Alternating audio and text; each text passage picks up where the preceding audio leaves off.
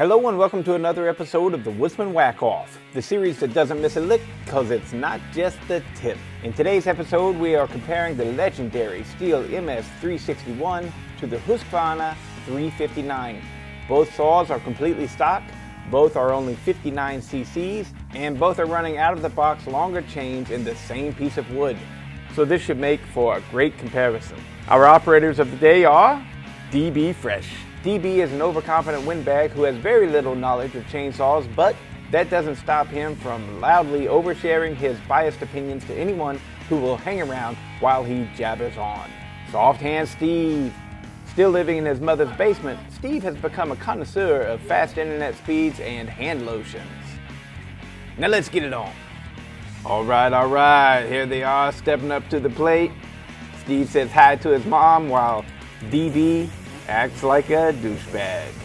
That's right, now they're revving them up. Both saws are running good, getting ready to dive into that red oak. Both saws, while they're running different bars, because the Husqvarna is a small mount and I don't have an adapter to run the Stihl bar, but they are running out of the box longer chains, which we will speak about after the video. Now, both saws are managing to get along all right. That is a lot of wood to be cutting for a stock 59 cc saw. But they both seem to be handling it all right. Neither one of them is going to win any races in their stock condition, unless you're picking on little tiny things. But we're getting close to the end here, and my goodness, it looks like the 359 is outcutting it. And bam, it does. Even Steve's surprised by that. Wow. All right, so here we go for the vice grip. Here's where we're going to test the saw's torque. Each operator is putting just enough pressure on the saw to keep it running, but keep a load on it. So the idea of this is not to actually bog the saw down, just to see how it does handling the extra torque while you are applying extra pressure. And both saws are struggling, but they're getting the job done.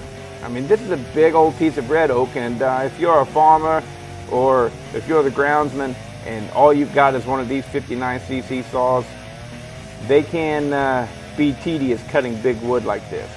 Well, at 359, while it seems like it's ahead, it also seems to have been struggling quite a bit for old Soft Hand Steve. And there we go. Well, the winner is the Husqvarna 359. I don't know what DB is so excited about. I guess that's why he's a douchebag. Let's see what Bodie has to say about it. All right, so hey, before any hate, if you watch the channel, you'll know that I actually told you guys about this earlier in earlier videos.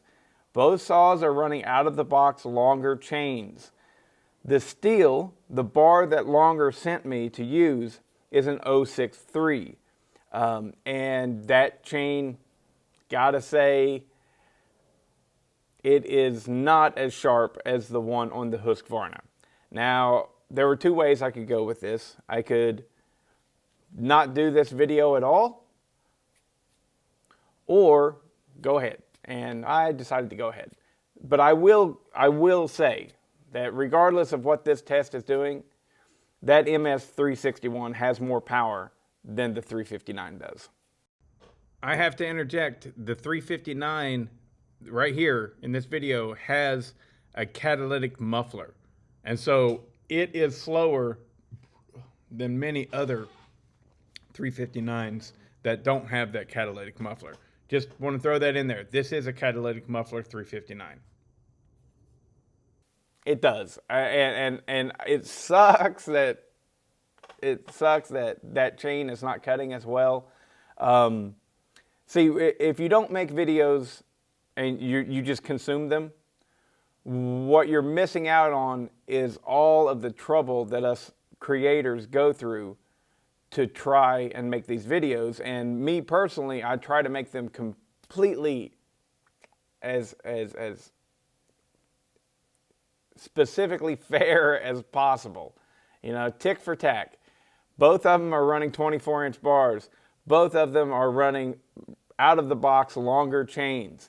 It just so happens that the Husqvarna bar that I have is a 058 gauge, and I cannot run the 063 gauge or vice versa. And I didn't know, how am I going to know? You know, you just step up to the plate and you do that test. I'm expecting out of the box, they're both going to be identical cut speeds, but they're not. I got to be fair with that. They're not. However, these two saws are pretty close. By feel, I give the nod to the MS361. That is a more powerful saw in stock trim than the 359 is in stock trim. By how much? Not that much. I mean, they're pretty fair. The big thing that I feel is worth mentioning is that 361 is considerably lighter than the 359, which is so odd because you look at them. I mean, I could be wrong on this, but I think I'm right. The 359 is more compact. It is shorter, maybe or maybe not be narrower, but it's not as long as the 361 is. And the 361 is noticeably lighter in weight. Is it a full pound? I don't know, but it's lighter. And from all accounts, all across the board, lots of folks are like, that 361 really responds well to port work. And I mean, I just pretty recently, Dyno Joe, he ported one up, and you know, he has the ability to dyno, hence the name Dyno Joe. And he may have put a different carburetor on it, but he was getting like 8 horsepower out of that 361. That is stout for a 59cc saw. That is very, very, very stout. Like, wow, stout. That's like more power than a very well ported 70cc saw. So did he go, is it an advanced port job? Probably, you know, but even if you can get 6.5 horsepower out of these little 59cc saws, they are tremendous cutters. They cut very well. So, yeah, that has to be put out there and said. And open and honest, I think that the 361 is going to be a better saw than the 359 as far as power to weight goes. I don't know anything more about that. And you know what? With any saw that I get, it lasts me a long time because pretty much every time I cut, you're watching a video of it. There's very little behind the scenes. Okay, I got to finish out my 8-hour workday. Nah, I'm not one of those guys. I don't do this for a living, you know, like actually cutting wood and stuff, you know. So I'm not a pro. The name's Novice Lumberjack, so I'm just an enthusiast. So I don't go out and do a job 10 hours at a time running my chainsaw. So I guess my point is all of them are going to last for me with minimal breakdowns, you know, because I don't work them that hard. I don't use them that much. But I am on a path right now to try and find and nail down what is the best 60cc chainsaw on the market. And so I got good news. I got the 357 cases in from Canada. So I'll be able to build my 357. I can't remember your name who sent it, but thank you very much for that.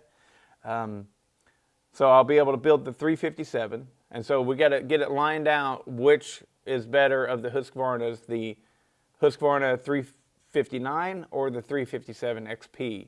And of course, we're going to be looking at this not just in stock form, but in ported form as well. Which one's going to be better?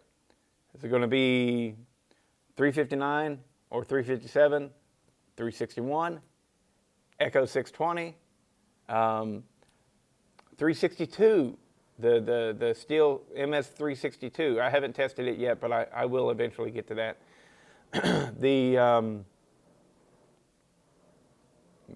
What else? The 562 XP, the 262 XP. So all of these things are getting tested, and we're going to nail this down to the ultimate 60cc chainsaw. I definitely ain't going to make any predictions like who will win. But one thing is for certain that I know already from my testing. Holy jeez, the 620 ported is going to be a front runner. I mean, I have done the testing already, and my 620, I call it the dire wolf if you don't watch the channel. It's so deceiving. I remember whenever I was racing motocross, I did it on four-wheelers. I raced dirt bikes too, but I never did motocross. But I did a lot of motocross racing, and it was right around the time that the 400EX was coming out, the Honda 400EX. I had one of those. I also had a 250R. That's the best four-wheeler of all time, if you ask me. But I rode the Banshees, everything.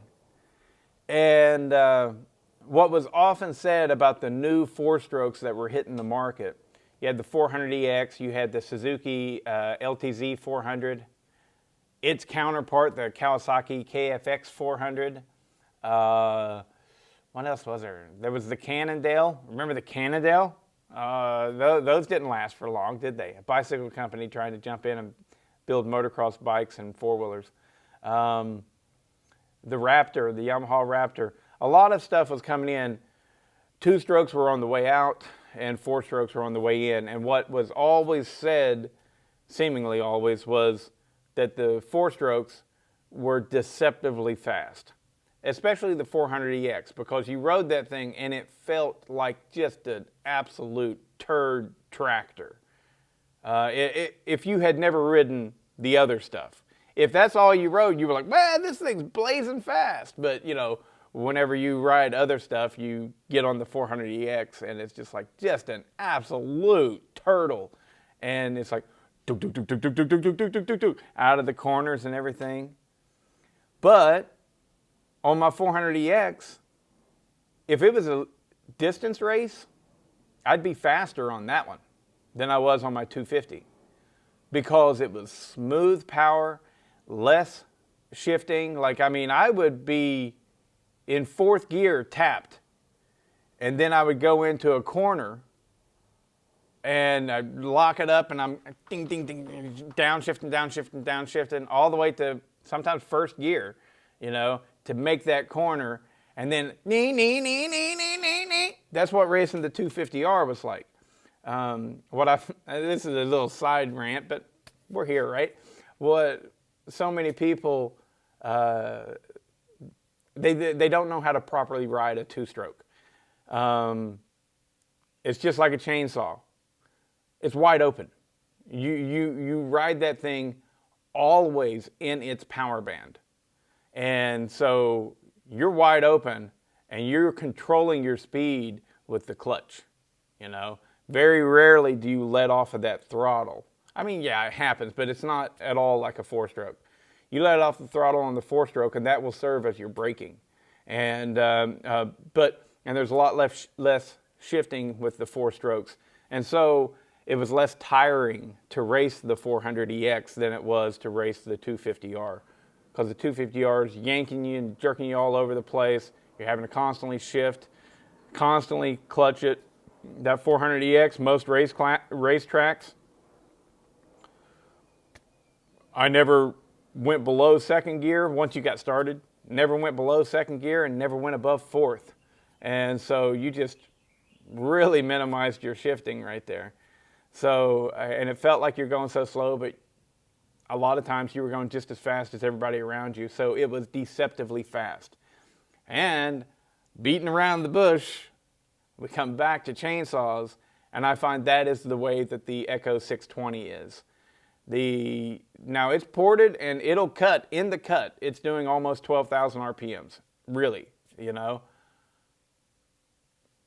But for some reason, it doesn't feel like a zinger. It just feels like a big torquey saw and like it's going slow. But in reality, it is absolutely deceptive. And that 620, my 620 that I've ported with help from Charlie Briscoe, Charlie gave me his numbers and I just followed his recipe. Man, it cuts. It really cuts. And I've said it on the channel before. We've had some tests where it got beat by the 562 XP and the Stihl 400, MS400. Well, the 620 is going to get its chance for a rematch with this time the same chain, and the 620.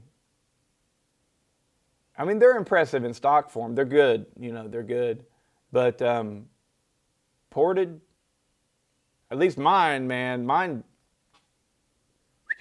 I mean, the only complaint that I have is it's hard as hell to tune.